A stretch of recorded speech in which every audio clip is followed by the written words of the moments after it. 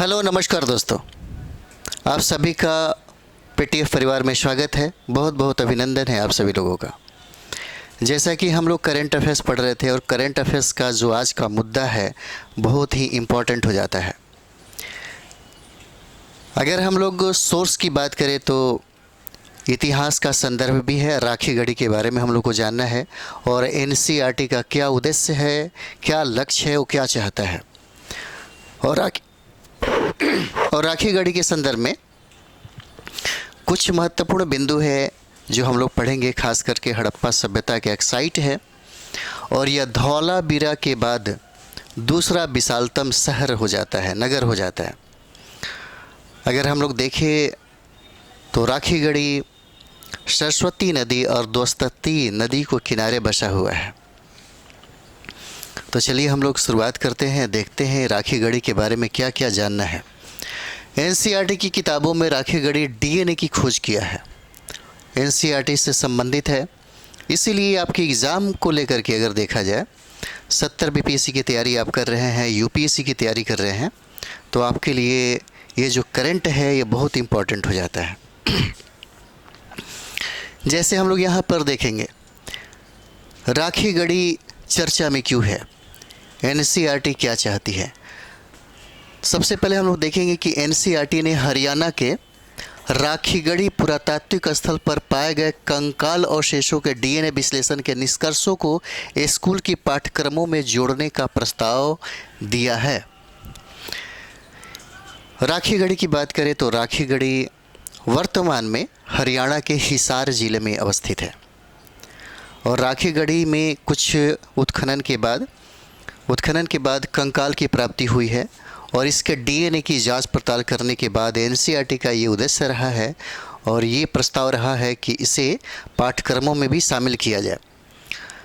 राखी गढ़ी की अगर उत्खनन की बात किया जाए तो 1995-97 के बीच में इसका उत्खनन हुआ था। उसके बाद राखी गढ़ी की जो अवशेष हैं और राखी गढ़ी की जो विशेषता है वह प्रकाश में आया। अभी हम लोग देखते हैं यहाँ पे यही राखी गढ़ी है और आप फोटो में देख सकते हैं यह एक कंकाल है और कंकालों की डीएनए जांच किया गया और इसी जांच के संदर्भ में जो स्पष्टीकरण आया है इसी को एनसीईआरटी कह रही है कि पाठ्यक्रम में इसको जोड़ दिया जाए। जैसे हम लोग यहाँ पे देखेंगे प्रमुख बिंदु क्या क्या हो सकता है। तो जब आप एनसीईआरटी की किताबें पढ़ते हैं तो यूपीएससी के लिए या बीपीएससी के लिए आप पढ़ते हैं तो प्राचीन भारत का इतिहास, मध्यकालीन भारत का इतिहास और आधुनिक भारत का इतिहास हम लोग खास करके पढ़ते हैं। लेकिन यहाँ पे हम लोग देखेंगे कक्षा 12 की जो इतिहास है और इसी पाठ्य पुस्तक में भारत के इतिहास में विषय वस्तु भाग 1 में अध्याय ईंट, मोती और हड्डियाँ हड़प्पा सभ्यता में जोड़ा गया है। और एनसीईआरटी में अगर देखा जाए तो आप हड़प्पा सभ्यता जब पढ़ते हैं तो हड़प्पा सभ्यता में ये राखी गढ़ी है और राखी गढ़ी की अगर हम लोग चर्चा करें तो यह धौलावीरा के बाद विशालतम यह दूसरा स्थान प्राप्त करता है। यहाँ पे बहुत सारा संदर्भ है देखने को। जैसे आप देखिएगा राखी गढ़ी से प्री हड़प्पा का भी जो साक्ष्य है, जो प्रमाण है वो मिलता है और हड़प्पा काल का जो परिपक्व अवस्था है वो भी वहाँ से दिखाई देता है। तो यहाँ पे देखेंगे एनसीईआरटी ने कहा है कि डीएनए के अध्ययन से पता चलता है कि हड़प्पा वासियों की आनुवंशिक जड़ें 10,000 ईसा पूर्व तक है। अगर हम लोग हड़प्पा काल की कालखंडों के बारे में बात करें तो 2350 से लेकर के 1750 बीसी तक माना जाता है। यहाँ पे हम लोग देखेंगे 2350 बीसी से लेकर के 1750 बीसी तक है और इसी के समय में आप देखिए आप 1500 बीसी में आर्यों का आगमन होता है।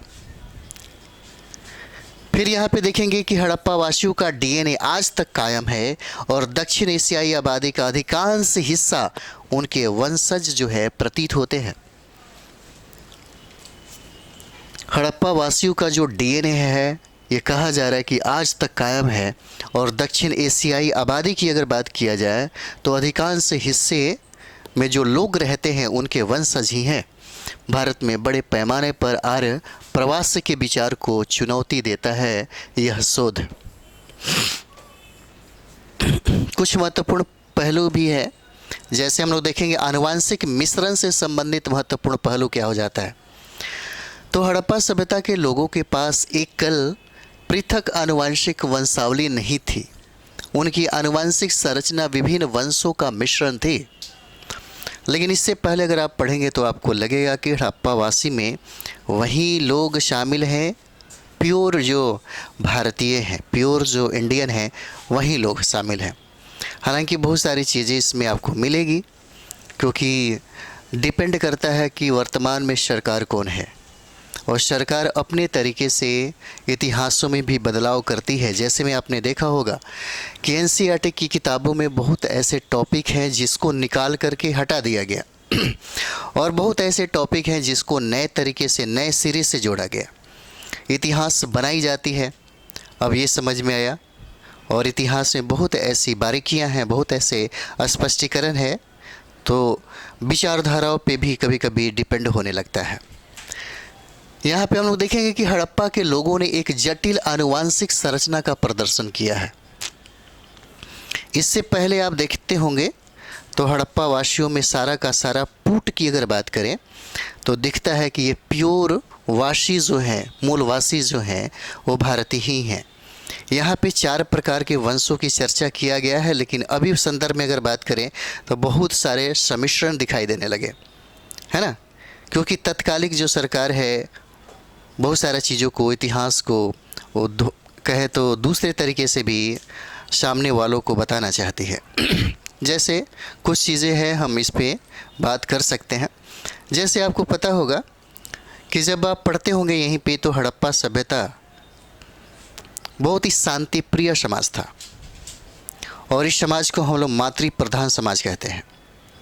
कहा जाता है कि तत्कालिक समय में, यानी कि उसकी कालखंडों की अगर हम लोग चर्चा करें तो उसकी समकालीन जितने भी सभ्यता और संस्कृति थी उसकी बराबरी तक नहीं कर पाया।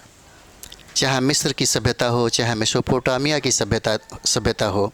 अगर नगर नियोजन की हम लोग बात करें तो इस दुनिया का सबसे बेहतरीन हम लोग नगर नियोजन के बारे में सभ्यताओं को पढ़ते हैं। हालांकि प्राचीन भारत के इतिहास में हम लोग एक चीज़ ज़रूर देखेंगे कि हड़प्पा सभ्यता का पतन होता है, नहीं कि संस्कृति का पतन होता है। तो यहीं पे चीज़ें है कि हड़प्पावासी व्यापक व्यापार नेटवर्क और सांस्कृतिक आदान प्रदान का हिस्सा थे। ये बात सही है, ये बात सही हो जाता है कि हड़प्पावासी जो हैं, क्योंकि हड़प्पा एक व्यापार को लेकर के अगर हम लोग बात करें तो व्यापार का जो नेटवर्क है बहुत ही ज़्यादा था। और ये व्यापार का जो हम लोग अगर बात करें तो ये व्यापार जो है, समझिए कि इस तरीके से विकसित अवस्था में थी जिसका संबंध और ताल्लुकात जो हम लोग देखेंगे अन्य देशों के साथ भी दिखाई देता है। आनुवंशिक आधुनिक दक्षिण एशियाई आबादी में हड़प्पा डीएनए की निरंतरता क्या है, उपस्थित है, और आर्य के बड़े पैमाने पर प्रवास के बारे में पिछले सिद्धांतों को चुनौती देता है। जो पहले आप शोध पढ़े होंगे तो उससे पता चलता है। चलिए शोध में क्या कहा जा रहा है इसके बारे में हम लोग जानें कि शोध Deccan college deemed university Pune द्वारा centre for cellular and molecular biology Hyderabad और द हार्वर्ड मेडिकल कॉलेज के सहयोग से किया गया है। हो सकता है आपसे यह सवाल पूछ भी दे कि यह शोध जो है किसके द्वारा किया गया, है ना। तो शोध Deccan college deemed university Pune द्वारा centre for cellular and molecular biology के द्वारा और हैदराबाद और द हार्वर्ड मेडिकल कॉलेज के सहयोग से यह जो शोध है वो किया जाता है। जीन का प्रसार हम लोग कहाँ कहाँ देखेंगे तो देखिएगा, कहता है कि सीमावर्ती क्षेत्रों और दूर दराज के क्षेत्रों से आने वाले लोग भारतीय समाज में समाहित हो गए थे। जब हम लोग यहाँ पे प्रागैतिहासिक काल पढ़ेंगे, जब हम लोग कैलकुलेथिक एज पढ़ेंगे तो पता चलता है कि हड़प्पा सभ्यता के रहने वाले जो लोग थे वहाँ पे 4 वंशजों का ही जिक्र मिलता है और वर्णन मिलता है। लेकिन वर्तमान में जब हम लोगों ने शोध करवाया, जब सरकार जो तत्कालिक सरकार है, जब इसका प्रभाव इतिहास के संदर्भ में दिखने लगता है तो वहाँ पे बहुत सारे चीज़ों को तोड़ मड़ोड़ करके, बहुत सारी चीज़ें कहना नहीं चाहिए बट आपको ये बताते हैं कि जब आप पुरानी किताबें, पुराने एनसीईआरटी की किताबें आप पढ़ेंगे तब आपको लगेगा कि उसमें बहुत सारी बातें हैं जो प्राचीन भारत के इतिहास में स्पष्ट दिखाई देता है। यहाँ पे हम लोग देखेंगे किसी भी स्तर पर भारतीयों के आनुवंशिक इतिहास को या तो बंद नहीं किया गया या तोड़ा गया। देखिए ये चर्चा भी चला है यहाँ पे। और ये भी कहता है कि जैसे जैसे हड़प्पावासी ईरान और मध्य एशिया की ओर बढ़ने लगे, उनके जीन भी धीरे धीरे उन क्षेत्रों में फैलने लगा था। हड़प्पावासी के बारे में ये भी कहा जा रहा है कि ईरान और मध्य एशिया की ओर बढ़ने लगे। बल्कि जब भी हम आर्यों के आगमन के बारे में पढ़ते हैं तो पता चलता है बहुत ऐसे इतिहासकार हैं और बहुत ऐसे वैज्ञानिक हैं जिन्होंने ये कहा कि आर्यों का जब आगमन भारत में हुआ, उस समय आर्य जो लोग थे ईरान से बिलोंग करते थे, मध्य एशिया से बिलोंग करते थे। बहुत ऐसे हमारे राष्ट्रीय नेता भी हैं जिन्होंने अपने ग्रंथों में इसका जिक्र किया है।